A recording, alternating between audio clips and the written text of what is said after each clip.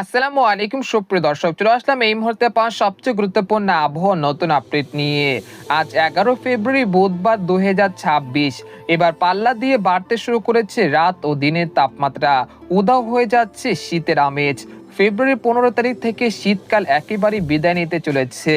এছাড়া আগামী 72 ঘন্টার মধ্যে রংপুর, রাজশাহী, ময়মনসিংহ, ঢাকা, খুলনা, বরিশাল, চট্টগ্রাম বিভাগে দুই এক স্থানের আকাশ আংশিক মেঘলা থেকে মেঘলা থাকতে পারে।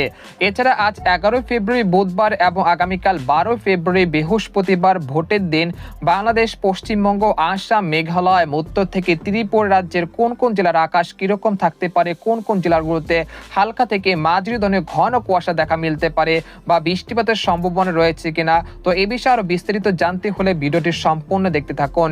আর আপনি কোন জেলা থেকে এই আবহাওয়ার গুরুত্বপূর্ণ খবরটি দেখছেন, অবশ্যই আপনার জেলার নামটি আমাদের কমেন্ট বক্সে জানিয়ে দিবেন।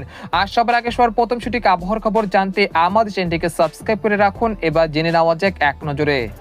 বন্ধুরে পর্যায়ে আমরা সরাসরি উপগ্রহ চিত্রে চলে আসলাম। তো এখান থেকে আপনারা দেখতে পাচ্ছেন যে এই মুহূর্তে রংপুর, ময়মনসিংহ, সিলেট, রাজশাহী, ঢাকা, খুলনা, বরিশাল, চট্টগ্রাম অর্থাৎ দেশের 8 বিভাগের 64 জেলার আকাশ অনেকটা পরিষ্কার রয়েছে। একই সঙ্গে গোটা পশ্চিমবঙ্গ, উত্তরবঙ্গ, আসাম, মেঘালয় এবং ত্রিপুরা রাজ্যের সবকটি জেলার আকাশ অনেকটা পরিষ্কার রয়েছে এবং বঙ্গোপসাগর স্বাভাবিক রয়েছে। কোনো ঘূর্ণিঝড়, কোনো নিম্নচাপ নেই, তবে একটি উত্তর পূর্ব বঙ্গোপসাগরে একটি সার্কুলেশন তৈরি হচ্ছে, যেটা পরবর্তী 24 ঘন্টার মধ্যে লঘুচাপে পরিণত হওয়ার আশঙ্কা রয়েছে। এছাড়া আমরা দেখতে পাচ্ছি যে ভারতের নিউ দিল্লি, গুজরাট এই অঞ্চলগুলোতে কোনো পশ্চিমী ঝঞ্ঝা নেই, অর্থাৎ বলা যাচ্ছে যে আগামী 5 দিনে দেশের কোথাও সেরকম বৃষ্টিপাতের সম্ভাবনা পাওয়া যাচ্ছে না। এবং আজ রাতে দেশের তাপমাত্রা সর্বোচ্চ 1 থেকে 2 ডিগ্রি সেলসিয়াস পর্যন্ত বেড়ে যেতে পারে।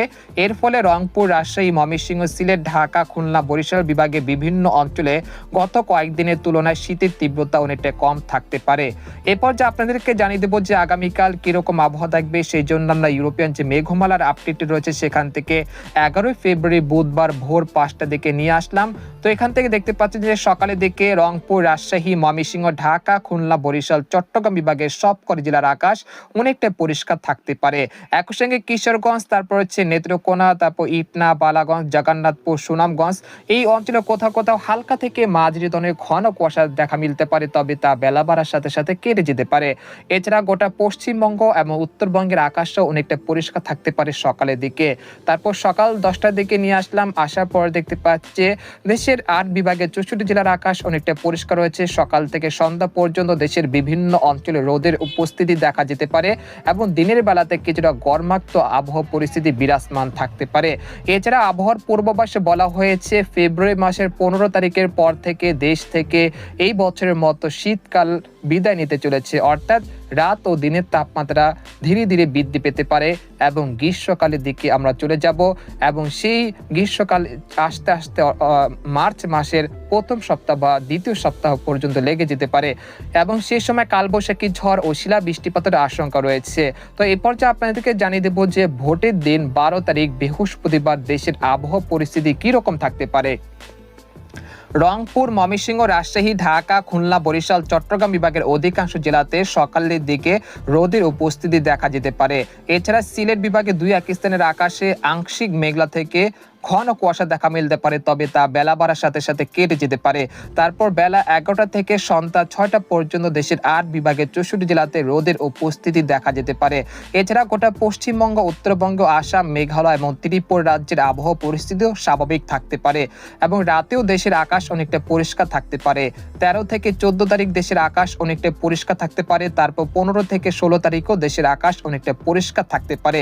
এরপর আগামী 19 ফেব্রুয়ারি থেকে দেশের আবহাওয়া পরিস্থিতি কিছুটা পরিবর্তন হতে পারে। এর কারণ হলো একটি পশ্চিমী ঝঞ্ঝা আসতে চলেছে, যেটা ভারতের গুজরাট, নিউ দিল্লি এই অঞ্চলগুলোতে সৃষ্টি হতে পারে এবং সেটা 20 তারিখ থেকে 25 তারিখের মধ্যে বাংলাদেশের রংপুর, রাজশাহী, ময়মনসিংহ, সিলেট, ঢাকা, খুলনা, বরিশাল বিভাগে বিভিন্ন অঞ্চলের আকাশে মেঘমালা জমাট করবে এবং তার পরবর্তীতে বৃষ্টি এবং বজ্রসহ কালবৈশাখী ঝড়ের আশঙ্কা রয়েছে পরবর্তী সময়। তো এই বিষয়ে আরো বিস্তারিত জানাবো আপনাদেরকে পরবর্তী ভিডিওগুলোতে।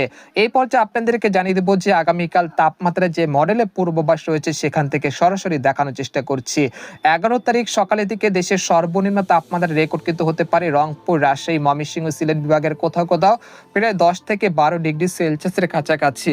এছাড়া ঢাকা, খুলনা, বরিশাল, চট্টগ্রাম বিভাগের কোথাও কোথাও সর্বনিম্ন তাপমাত্রা রেকর্ড কিন্তু হতে পারে 18 থেকে 14 ডিগ্রি সেলসিয়াসের কাছাকাছি।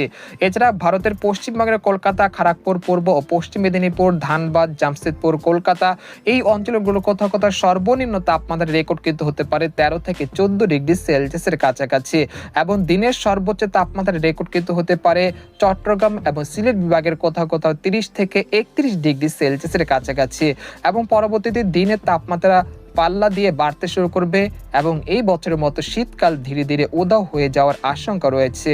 তাই অবশ্যই আপনারা ভিডিওটি শেয়ার করে দিবেন আর এরকম লেটেস্টিং খবর পেতে আমাদের চ্যানেলটিকে সাবস্ক্রাইব করে রাখবেন। তো আজকের খবর এখানে শেষ করতে চাচ্ছি। সবাই ভালো থাকবেন, সুস্থ থাকবেন। আল্লাহ হাফেজ।